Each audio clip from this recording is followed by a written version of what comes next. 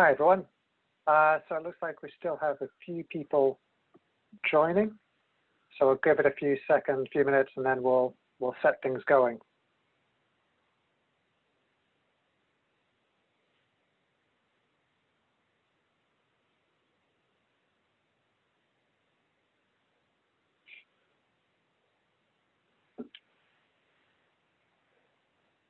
So I hope everybody's enjoying the tech week so far.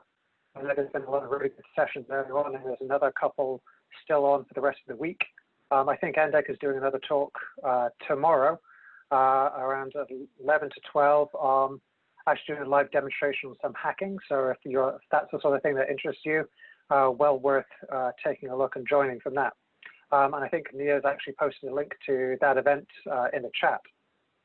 So feel free to take a look. All right, while we're waiting, I'll throw that up there. Okay, so hopefully you can see, everybody can see my screen. If you can't see the screen at the moment, definitely shout out and let me know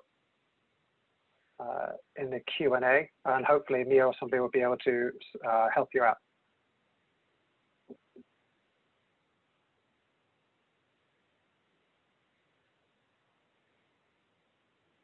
You're also going to have to bear with me with this talk. This is the first time I've done this talk. So this is a lot of just my thoughts. So if I stumble a bit or if there's a lot of ums in there, that's what is happening. Really encourage this to be an engaging one. So if you have any comments, and these are definitely just my thoughts, so feel free to challenge me on anything or come back with any additional thoughts you may think and say, hey, actually, that's very interesting, but that doesn't necessarily apply to me.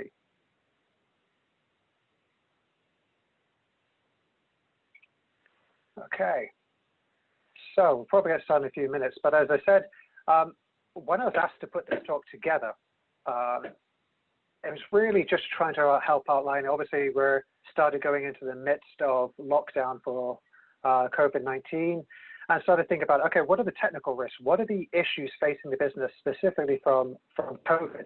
And it really got me thinking that there's a lot more than just what's happening with COVID that needs to be taken into consideration. And there's a few thoughts in here that I've been thinking for a long time that I've been wrestling with.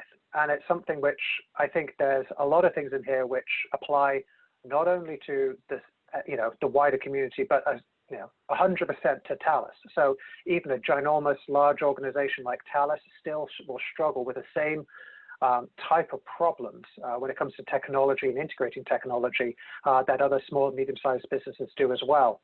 That's part of the reason why we set up NDEC in the first place, was to help try and share those lessons learned that we found out to the wider community, and also to engage and learn from what other SMEs and other innovative partners can teach us. So the structure of this talk is really going to outline those thoughts I have, identify what I think are 6 trends I'm starting to see. And these are the trends which, for better or worse, I think are driving our industry, specifically for how technology and people interact together. So off the back of those 6 sort of trends, I try to identify some of the risks, and some of those risks are really to do with implementation. And actually, what are the good and bad parts of it? What comes out of those? So, all right, let's get started, or at least let's try and get started. There we go. Okay, so you've got to have, this is the end of COVID-19. We're starting to come out of it, and you start to see the top left, everybody and their brother have been putting up the same sort of funny comics on this subject of digital transformation in business. What is really driving your change, how you operate, how you use digital technologies in how you operate your business? And really, is it driven from the business side, the technology side? Nope, it's driven by force of circumstance. COVID has fundamentally changed how we're operating. At least that's what everybody says. I like to think of it not so much as forcing change as accelerating change. These trends were already happening, and all that COVID-19 did was really put an emphasis and acceleration on things that we're already starting to see. And what I noticed, especially in this sort of talk, is it's easy to throw up the technology hype curve from Gartner and start focusing on what are the big trends and focusing on those technologies and saying, oh, okay, there's so much stuff we need to be aware of. And obviously you see that they're all packed on the upward curve. They're all packed looking at what are the things going, in an innovation phase, moving towards that sort of peak of inflated expectations. And there's very little that sort of makes it down and through the other side. In addition to the Gartner hype cycle, the one thing that I love reading every year is produced by a company called the Future Today Institute. Now, this is a free report. You can go on, just Google Future Today Institute. They have the 2020 Tech Trends report, which they pull out every year. You can download it for free, and it provides a really fascinating insight into some of those big underlying trends that are occurring. And the way they do this is sort of, they take each one of those trends and they plot it on that top corner picture of, is there something where you need to look at, inform your strategy now, to keep an eye on, revisit later, or is it something that's really in your face, you need to act now because it's about to disrupt you? And I sometimes take a chance to look at what are the differences year on year with this report. And I'm starting to see a lot more in that top upper right-hand corner, in that act now stage. Fundamentally, I find the world is changing quicker and quicker. Technology is enabling change to happen quicker and quicker. So the real challenge with any business is, how the heck do you keep up? The business world is constantly changing. So how do you adapt to all those new threats, opportunities, technologies, everything? How do you keep on top of it? And then they come to this. I love these type of pictures whenever somebody tries to show the technology landscape. So in addition to those trends, you say, okay, I want to latch onto one of those trends. I want to take a look at cloud technology. So if I want to look at the cybersecurity landscape, which is the bottom right-hand corner, or you want to look at dev tools, the top right, it's not easy to just say, all right, I want to look into that technology, because which of the myriad of vendors do you want to actually support? Which of the myriad of vendors do you want to take a look at and become experts in? It's almost impossible to become experts in any one technology because the things change so quickly. So one vendor may have the right solution, and then another one comes along and you decide, actually, forget virtualization. We're going to move on to containers, and forget Docker. We're going to use Kubernetes. We're going to do this constant landscape changes, so much so that I always love seeing those reports where HR is trying to hire for somebody in a given industry. So Kubernetes, you saw this advert up there, which says you need to have 12 years experience in Kubernetes in order to get this job. Well, Kubernetes has only been in existence for 6 years, so it's physically impossible. But this is the rate of change that's happening in the technology industry that your job descriptions can't keep up with. So how the heck do you go for that? How the heck do you, as a business, do you make any sort of investment in a given technology or technology space when the vendor you're using might be in business one day, but be completely out of business, acquired or unsupported 6 months down the line? How do you make that technology investment? What's the challenge? Well, as I will come on to later, it's really a lot about that sort of DevOps, that continuous integration to continuous development cycle. And it's a new way of thinking about technologies. Instead of buying into one technology and going deep and saying, you know what, I'm all in on this one vendor, it's about having the ability as a business to rapidly change, evolve, try new things, and not be so wedded or so dependent on one thing that changing off of the technology platform is going to cause you all kinds of problems going forward. I want to go over an associated risk. And I think these are the things, as I mentioned at the beginning, which when I see these trends, I look at these because they impact not only from a technical space, but the people as well. It's how technology and people combine together to give you your business. Because businesses now more than ever, technology is another fundamental part of your business. It used to be that your business is made up of people. And that's really what your business is all about, was the skills, the knowledge, and you had a whole department of human resources looking after those people. And over time, you realize that, okay, people are not always reliable. They can screw up. Sometimes it's not cost effective to hire lots of people to do the same tasks. And technology started to come into play. And you started to substitute a little bit of human work for technical work. And you started to rely more and more on automation, on technology. And slowly but surely, suddenly, your whole your resource environment that your business relies on is now maybe only 70% human, or maybe 60, or maybe only 50. Some companies like Uber, the amount of, as it were, the business relies less on humans and a lot more on technology. It's an application platform. The people are there to really fundamentally keep that technology going. So that's really the sort of what I want to concentrate on today, is those technical and business, the human technical trends that I'm seeing impacting business. So what's the first one? Obviously, this one is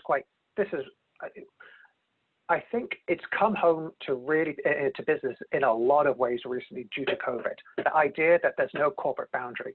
As I said, when I first started this, the idea was a business was a physical entity. It existed in a building, and in that building, you had the people who worked there, and you had all the knowledge of that business, and that would be stored on on pieces of paper in filing cupboards. It would be stored then on computers, on hard drives. In that business, there was an idea of that knowledge, that business was an entity, and anything in those physical walls was the business, anything outside of the business was something else. And you could start to put that sort of boundaries and moats. The idea of you had a local area network, you had your internal network, and you had the external network and the intranet. And over time, things have started to change. People have started to work remotely. People have started to use their own technology. Suddenly the CEO walks in to an entirely Windows office and says, God, I really love this iPad. So, I know that we're a Windows house and we support really only Windows stuff, but I'm the CEO and I want to use my iPad. So IT, make it work. And over time, your computing devices have started to shift, and they started to shift physical location. Even your data has stopped being just in your business, on your premises, and has started to move to the cloud. Well, which cloud? Where is that hosted? Is that hosted in the UK, the US, Europe, wherever? Is it just hosted everywhere and anywhere? Is it redundantly backed up? And then how are people accessing and sharing that data? Even now, when we started going into lockdown, a lot of business, Thales is included, uses VPNs. The idea was wherever you are in the world, you're going to drag you back into our corporate center. And from there, we're going to enable you to go out. And I started to see, wait a minute, that's maybe not the best way of doing stuff. Actually, maybe the better way of doing it would be to have people, instead of dialing in over VPNs and then accessing it, why don't we expose some of the services so that anybody on any device can reach them, but we identify the technology and the person much better. So we do something like zero trust. Because one of the challenges that's coming out of this trend of there is no corporate boundary is the fact that the IT team is getting incredibly stressed. There is a culture shift away from originally what it was I like to call IT police. We will grant you access to certain stuff. We will say yes, we will say no. There are hard and fast rules. And it's suddenly started to become a little bit more IT HR. They're looking after the technology, but instead of being strictly, policing about allowing, disallowing, locking down things, it's much more about, all right, how do we enable this to work? How do we cut out good governance and let things slowly evolve? So if you don't have this opportunity, if you don't have a business which is able to adapt to these new changes, you don't have a business that is able to expand the corporate boundary, enable zero trust, enable us to put the corporate data wherever, you start missing out on opportunities because your technology and your way of work is so locked down that you're not able to take advantage of these activities. Google is a great example of somewhere where their entire business is now zero trust. And what they mean by that is, it means nobody on outside. They just have services that you can reach wherever you are in the world on whatever technology. And if you authenticate in the right way and you can validate that the technology you're using to log in is okay, doesn't have viruses on it, then you can access the system. So that whole idea of just saying, okay, screw it, as a business, I don't exist just in these four walls. I exist across the world. That's a really thing. Otherwise, the more you lock it down, unfortunately, your employees, they're going to find their ways around it. The one thing we've all known is the fact that people are just going to try and work around the constraints. I know when we first went into lockdown, we couldn't necessarily use Zoom or Microsoft Teams in the right way. So we had to adapt. Our IT department had to adapt, had to enable these things, because they realized people were just putting down their corporate IT and picking up their own personal IT and just using that because they always worked around the problem. Okay, which brings us on to the second trend, employees choosing their own tools. As I say, this built up the last one of saying, all right, if you try and lock it down, people are going to find their own way. And there are so many different ones out there. As I say, what unified comms tool did you use as a business beforehand? Did you use Zoom? Did you use Teams? Did you use WebEx? I bet you used one before you went into lockdown. And over time, you've migrated to something entirely different. And was that driven by the IT department? Was that driven by the CEO? Or was it driven by the employees just going, I'm sorry, I need to do this. The entire world is using these different tools, so I'm going to start doing that. And over time, your business just had to adapt to what the employees were using. We're starting to see that our IT staff, our staff is becoming a lot more IT savvy. You just can't get around the fact that people today are just inherently more comfortable using technology in a variety of different ways, which makes the idea of IT police so much more challenging, because if you say, no, you can't do something in one way, they're going to find a way around. I threw up those little pictures in the bottom left-hand corner because it always reminded me of a fun, interesting story. And that was that one of our team was unable to, he used his work laptop to access information on a different laptop. So same thing, owned by the same company, but for whatever reason, one was corporately locked down and could not do anything, and the other one was a little bit more wide open. So he went on there and installed Apache Guacamole. He installed a different version of the VPN, Zero Tier, and suddenly he was able to corporately get around all the restrictions of the corporate machine and allow him to do remote desktop on the other one. I walked past his desk one day and went, what the heck, how are you doing that? And he just found a way. He built himself a way around it. That's just what people do. Unfortunately, there's a lot of shadow IT in the business. If your business is not able to adapt and support shadow IT, then you're going to have a problem. I use the term parasitic apps. If you guys are not aware, there's a picture up there of where it says, Dear Microsoft by Slack. A couple of years ago, I think in about 2016, Microsoft was just about to launch their Teams product. And so Slack took out a full-page ad in the New York Times sort of saying, congratulations, welcome to the party. Here, let me tell you a few things about what we've learned. This is a startup basically trying to teach Microsoft on how to do enterprise IT. So Slack's business model is essentially to make it so easy to use that they want your employees to start using it without your knowledge. As a business owner, as an IT owner, you may not have ever sanctioned the use of Slack, but over time, your engineers will start joining public channels, will start joining industry groups using Slack, and over time, they'll come in and they'll say, by the way, you should be using Slack, and do you realize 60% of your engineering department is already using Slack, maybe without your knowledge. So doesn't it make sense to have a corporate account? So their idea is their whole business model is infiltration and then adoption. So over time, it's the employees choosing the right tools, not the IT department, not the business. And I like to think of this as you, as a business, you have a risk. The risk is you either choose to have your IT, your technology, as being given to you. So they're toys. You choose what they have, and then you gift it to them and say, you can only play with what I give you. Or you can build them sandpits in which they can start deploying their own tools. That's like giving them, all right, there's a few ways in which you can build this, and here's some sanctioned ways of deploying some, different types of technology. But actually, what technology you use, that's up to you. Let them, give them sandpits and let them play safely and securely, but don't dictate, because the more you lock down, the more you dictate what they can do and how they can do it, the more that IT will find a way around, the more that your staff is gonna find a way around stuff. Which brings us on to the cybersecurity angle. One of the reasons why everybody likes to say, I can't build a playground. I can't let our staff do whatever they want. I want them to, I have to lock them down. It's because if I don't, I'm going to have vulnerabilities. I'm going to have security issues, and I can't deal with that. The opposite side of that, and it's a thing which I really want to impress upon, I think we've seen a lot recently, is the fact that homogeneity creates class breaks. What do I mean by that?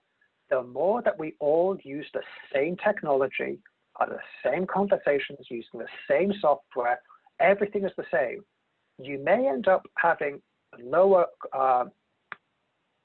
instances of small levels of vulnerabilities, because in general, Microsoft keeps their stuff up to date. So if we're all on Microsoft, we'll do a much better time. Rather than to the point where you end up with one huge vulnerability can affect everything. And we saw that with Eternal Blue, with WannaCry, where suddenly one little vulnerability affected a global instance of a big platform. We saw that with Heartbleed. It's suddenly everybody's technology who was using encryption, they decided, well, I'll use the open version of encryption from OpenSSL.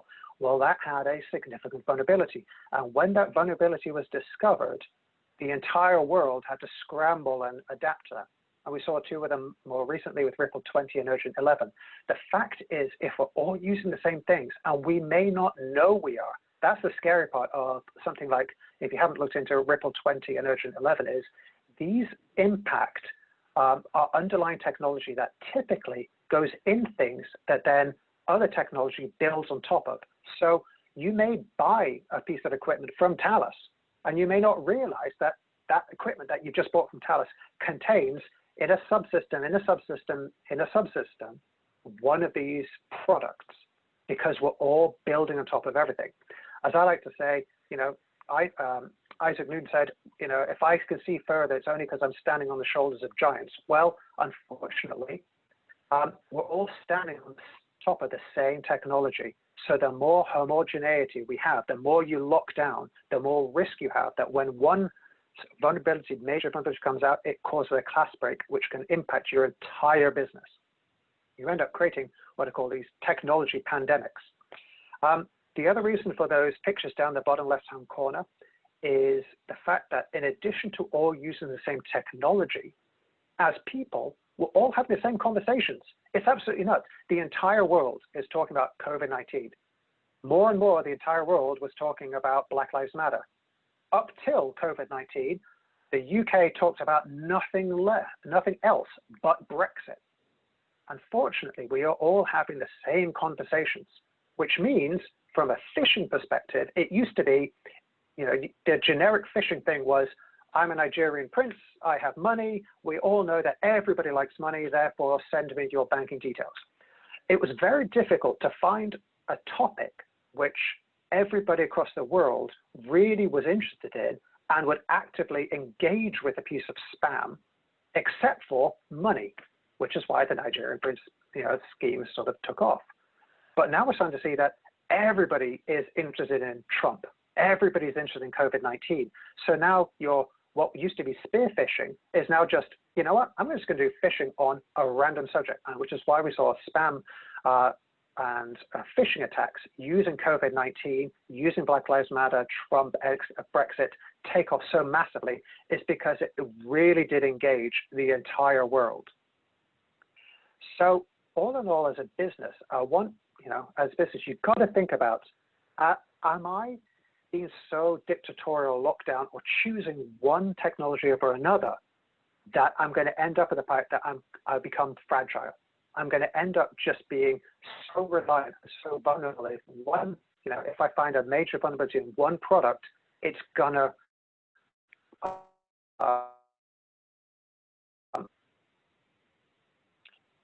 so Trump angle led me on to thinking, you know, everything is political, and I couldn't have timed this better because I'm sure you saw in the news recently. Yesterday, the government announced that it was yanking Huawei out of the 5G infrastructure. And why did it do that? I mean, there are plenty of reasons. Everybody's saying, oh, it's for security reasons. If you start reading the NCSE blog about why Huawei was no longer trusted, was to do with the fact that really when NCSE came to review Huawei's code, they found that Huawei actually had a lot of bugs. It was pretty buggy software, and bugs equal vulnerabilities.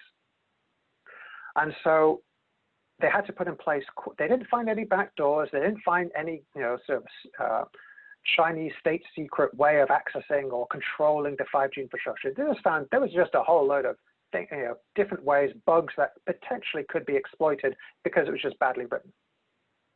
But they figured, actually, we have enough time and experience looking at this code that over time, we think that it's going to mature and we'll end up with quite a robust platform that we can monitor really well. Well, unfortunately, the US stepped in and basically put a ban on Huawei using any US technology, including US chips. And so Huawei is now in the process of having to re-architect their entire 5G infrastructure to compensate the lack of accessibility to some key fundamental technologies. They can definitely do that, and given enough manpower and investment, which Huawei has, they are going to rapidly produce and bring out technology that still does the same thing, only doesn't use US chipsets. But based on what they've done previously, there's no guarantee that what they rush to market with is not also going to be full of bugs. And the NCSC, GCHQ just said, you know what?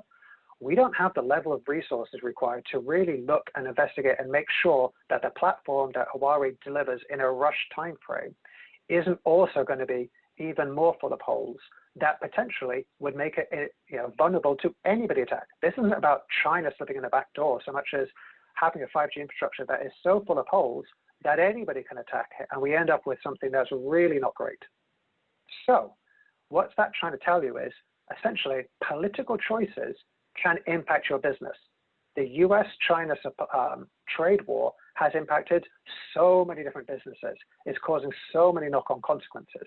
So you've got to think, can politics impact your supply chain? Can politics impact your business? We're starting to see now that we've always known of the Chinese Great Firewall, where they block content coming in and out of China. And they're very controlling about what content can be shown in China. It's their country, their rules, they can just choose what comes in.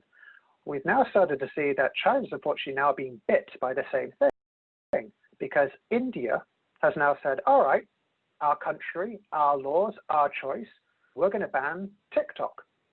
And now TikTok is having a massive the fact is TikTok outside of China, their next biggest market was India.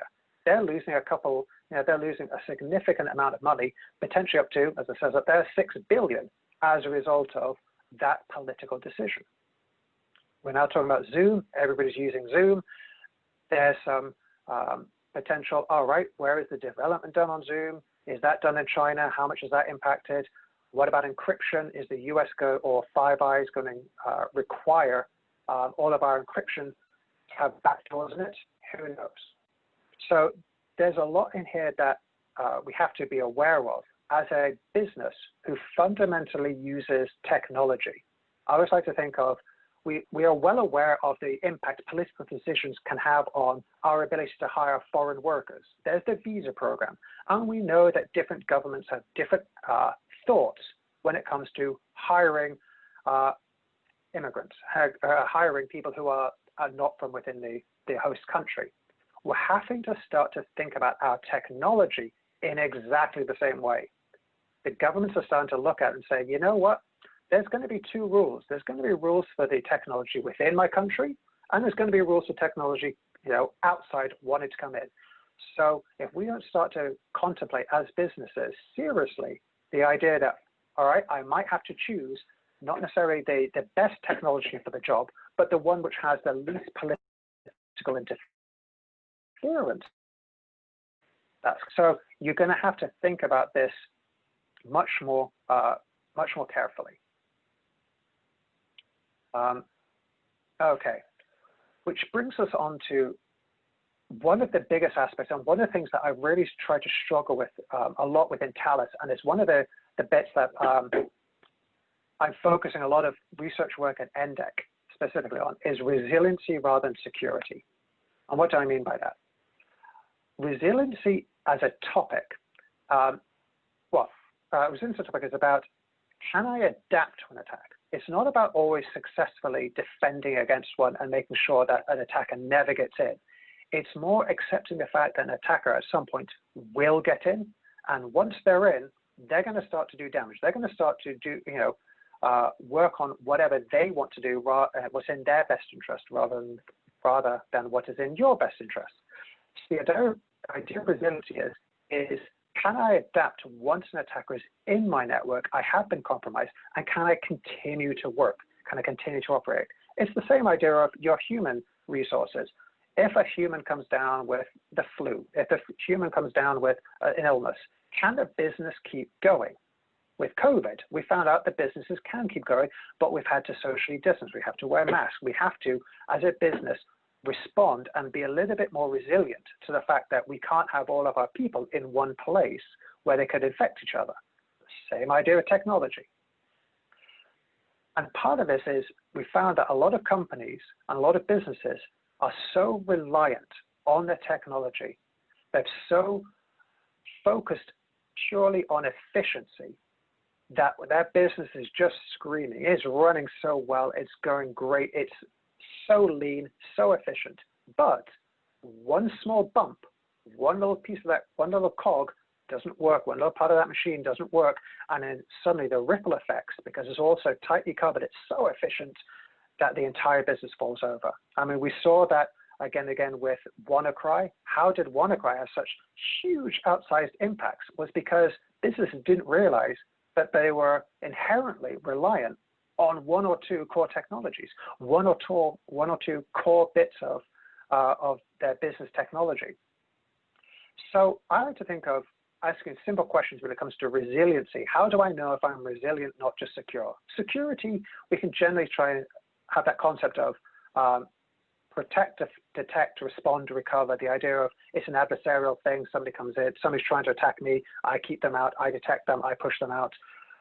Resiliency is a little bit more, okay, if I walk in and I switch off a key part of your business, can your business keep going? Have you ever tested that out? Have you ever, as a business, walked in, looked at your ERP system, or looked at your CRM system, or looked at your accounting, or your business, building automation systems, and just turned them off? And what happens? Do you guys have a plan? Has that plan ever been exercised?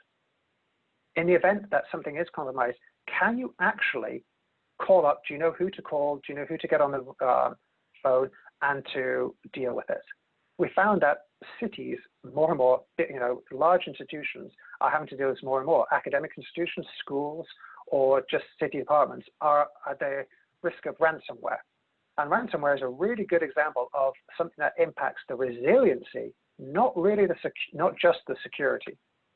So once ransomware gets in, essentially it realizes that your business critical, you as a business can't operate without your technology. If they freeze your technology and don't give you access to it, you can't operate, and you're most likely to pay for it to be turned back on.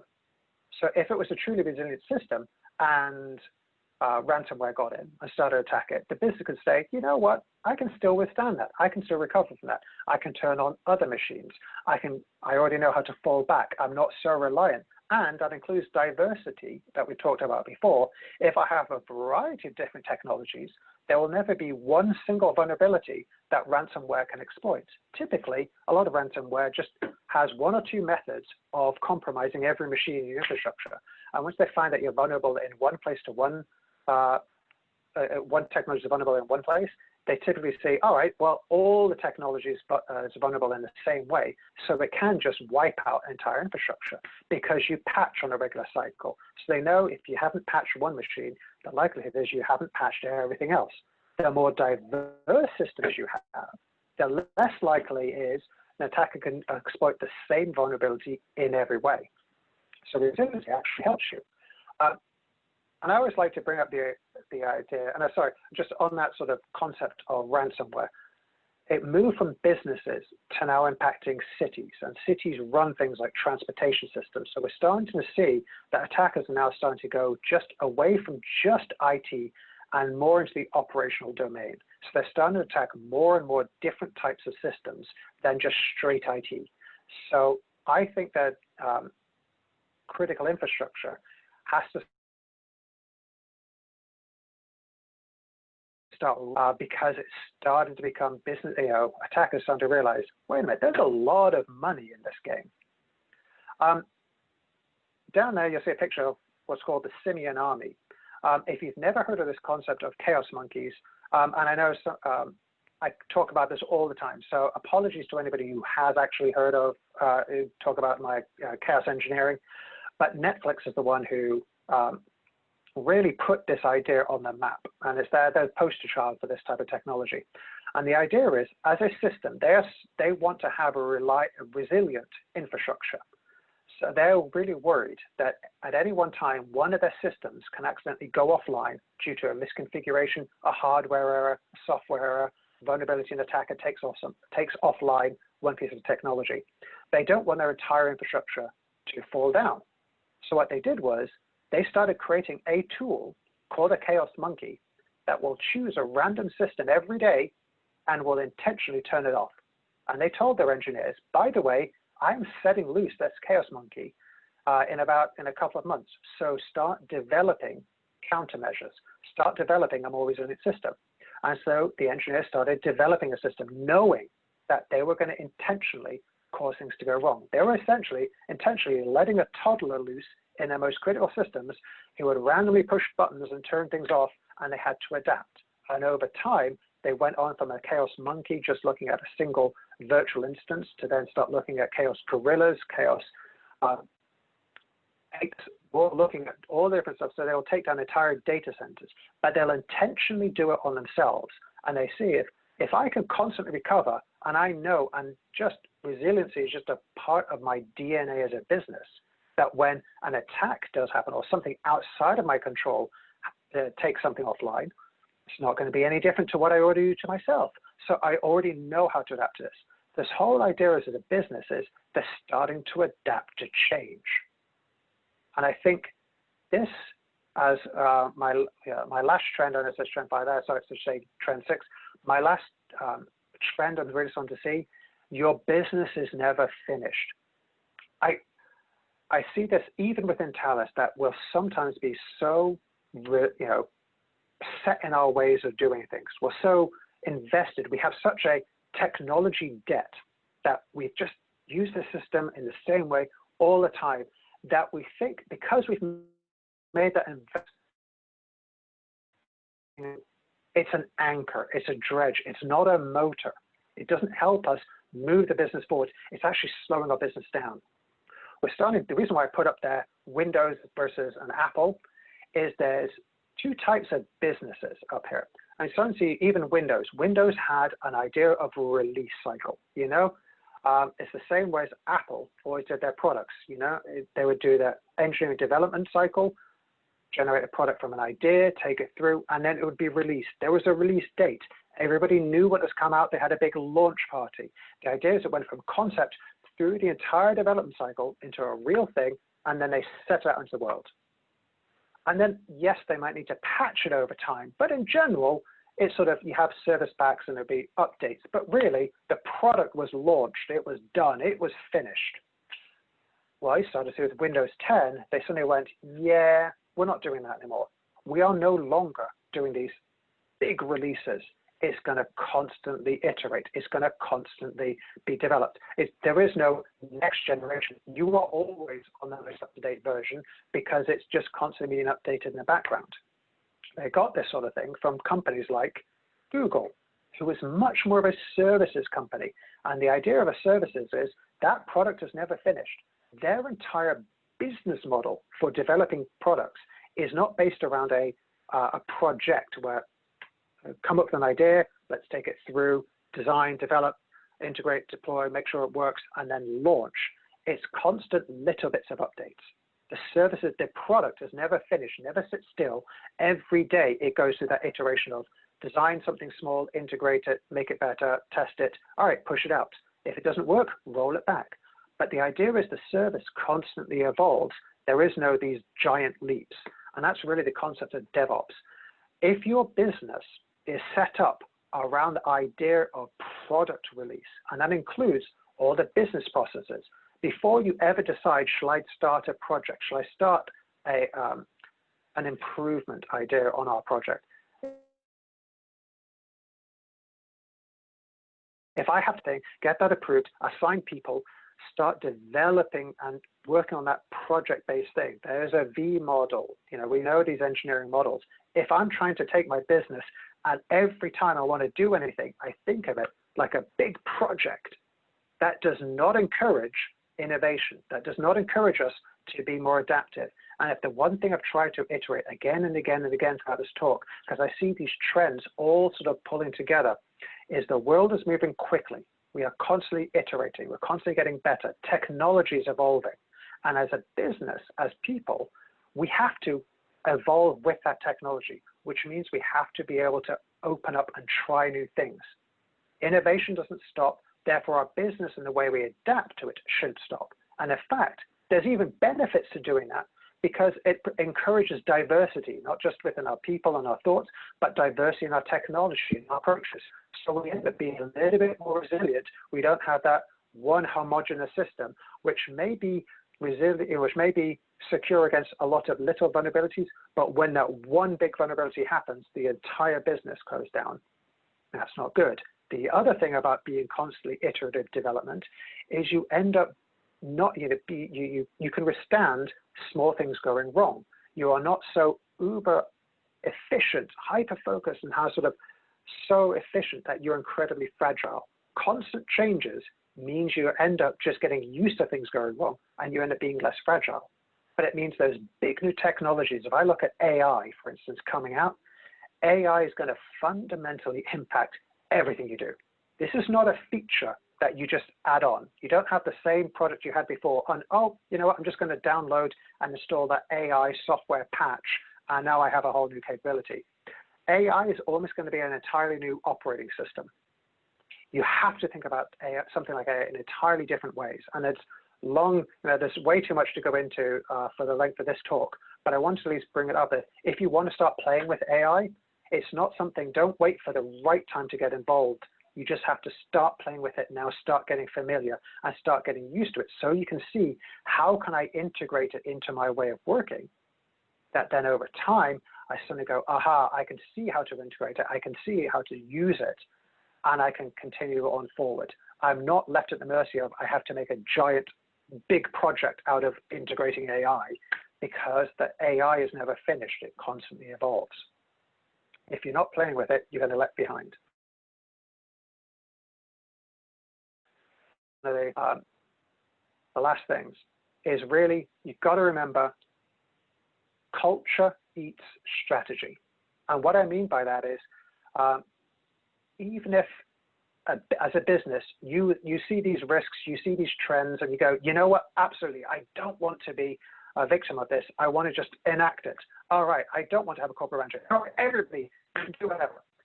If your culture isn't ready to accept that, if you're trying to change your business to say, okay, we need to move away from a product cycle to more of a services approach, which is a constant DevOps, continuous integration, continuous development.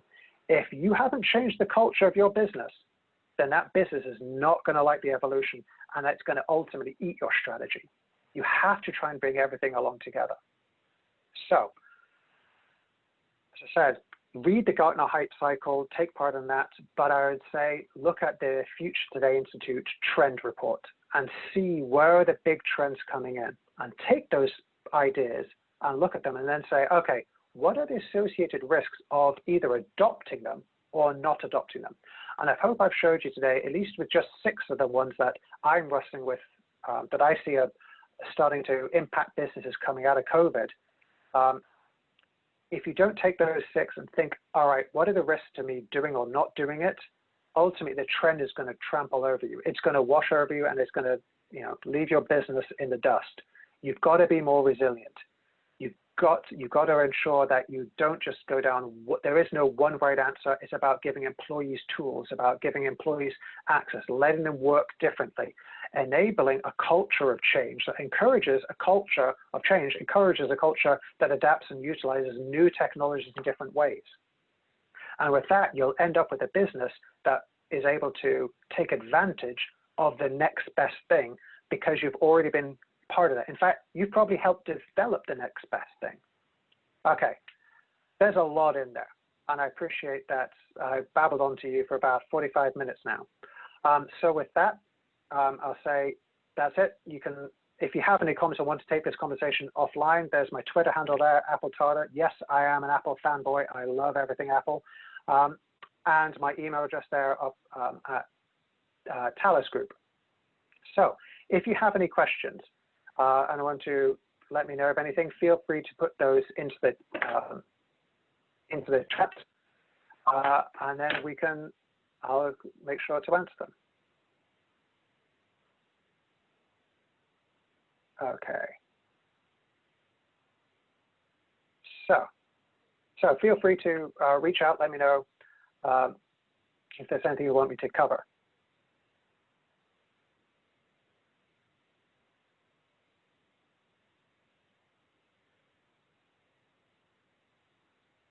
Okay.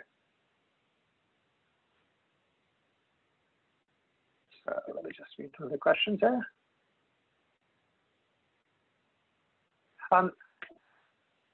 Okay, there's one question about the NDEC event on Monday. Yeah, let's see, let me just concept that one. Okay.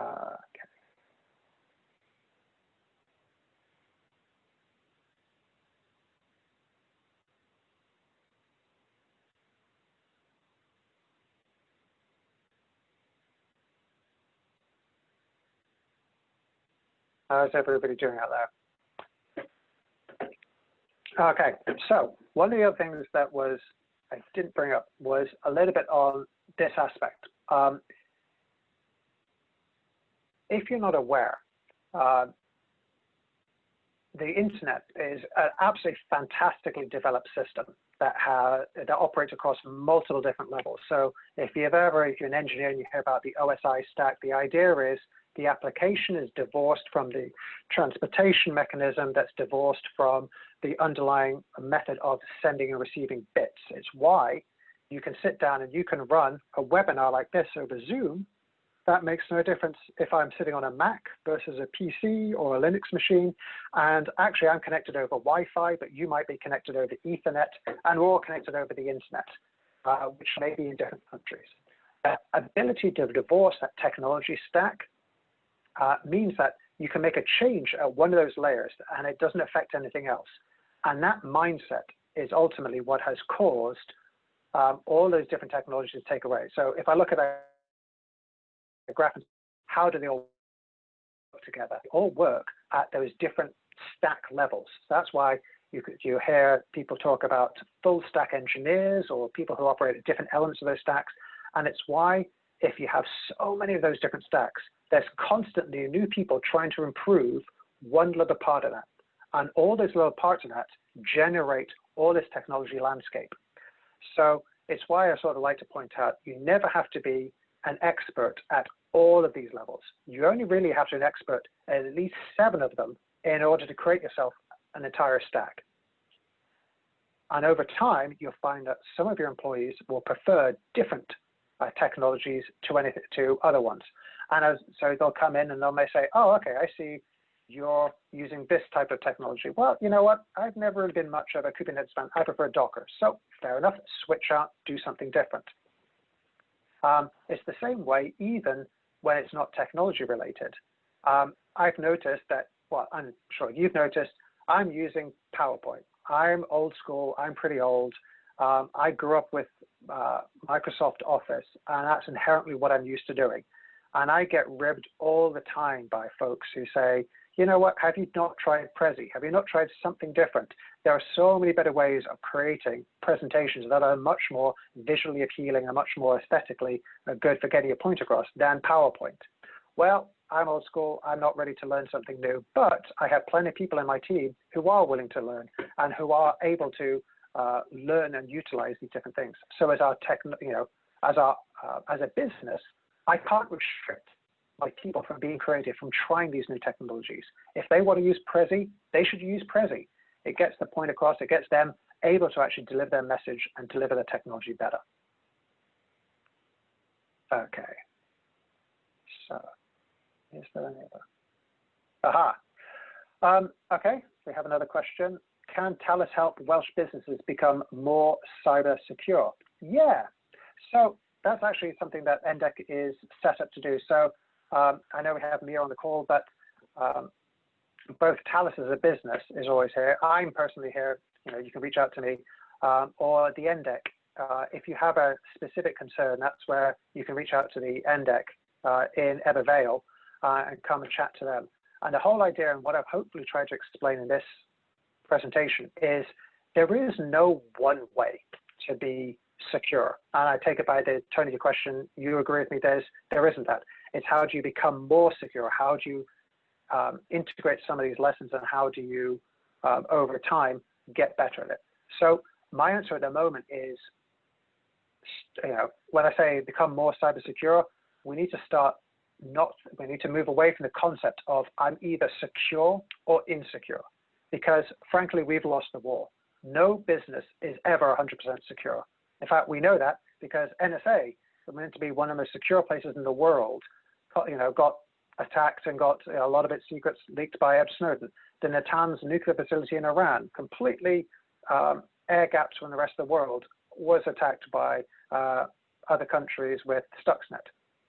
So all that's to say is, I would say as a business, don't think just about how do I become secure and keep people out, so much as how do you become more resilient to adapt once I do get compromised.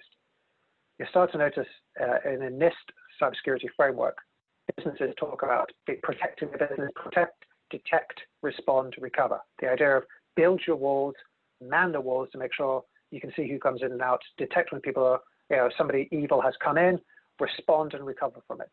And so much work so far has been concentrated on the protect and detect side that people have stopped thinking, haven't put as much effort into the respond and recover, which is really why now the industry is talking a lot more about resiliency than it was originally. Oh, this is a brilliant question. I love it. What unique cyber challenges do acquisitions and mergers pose to businesses, especially post-COVID, and what can be done to mitigate them? I think the real challenge a lot of companies have is the fact that it goes back to that resilience side, that sort of castle and moat side. Your data is, when you buy a business, the business and its assets, which include both the people and the technology, no longer exist in just one building. It's not like I buy a business, slap a new name on the front, and everything inside those 4 brick walls is what I own. And the data, especially that innovative, the IP, the intellectual property of the business, is spread out all around the world. So one of the big challenges is not only that businesses have the IP spread out the world, but who else knows that IP? Has that been stolen? Which happens in a lot of cases where you buy a company because you think they have that intellectual property sewn up and that's the only place to get it. And then you find someone's already been in, taken it, and it's available on the black market, or it's available to your competitor. And you just spend a huge amount of money acquiring a company with its technology that somebody else's, another part of business has just stolen and produced a knockoff replica much quicker. So you have to really do your due diligence to try and understand, has there been any data leaks in a company? And the second problem is you're also acquiring its debt. And I talked about it being a political technology, and politics are now very much intertwined. Take GDPR. GDPR states if you are holding people's personal data and that data suddenly gets breached, then you are, as a business, liable for up to X percentage of your overall revenue. But if you just acquired and you just bought a company, you're taking on not only the profits and all the benefits, but you're also taking on their liabilities, which means GDPR, if that company you just bought had a data breach, you have to help recover that. You have to help foot the bill for that.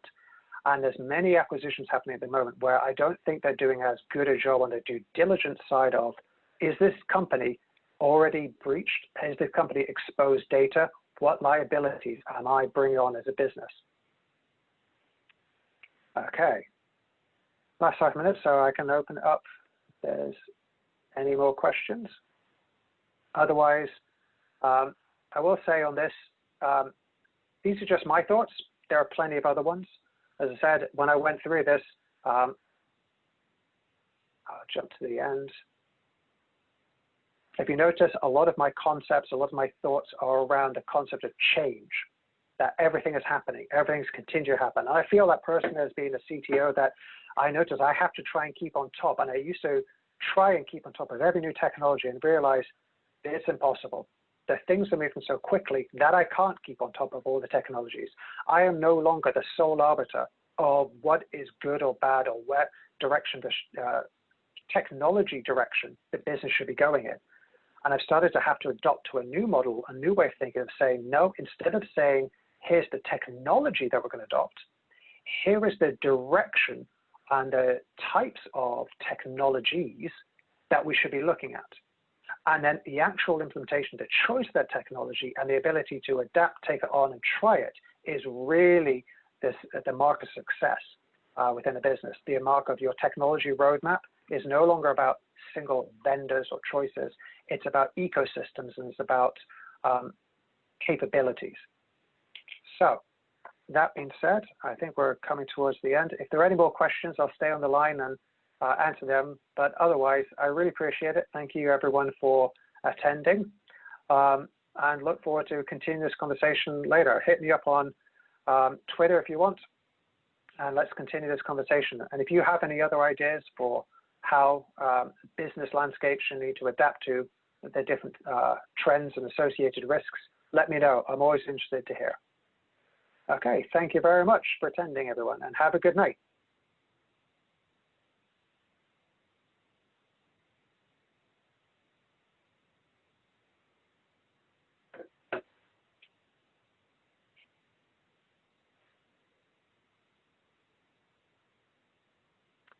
Yes, I've just been reminded the fact that there is a live demo, for those people still on, there's a live demo tomorrow at 11 o'clock, same sort of channel through the Welsh Technology Forum, where you can see a live demo of a hacking exercise performed by the people down at NDEC.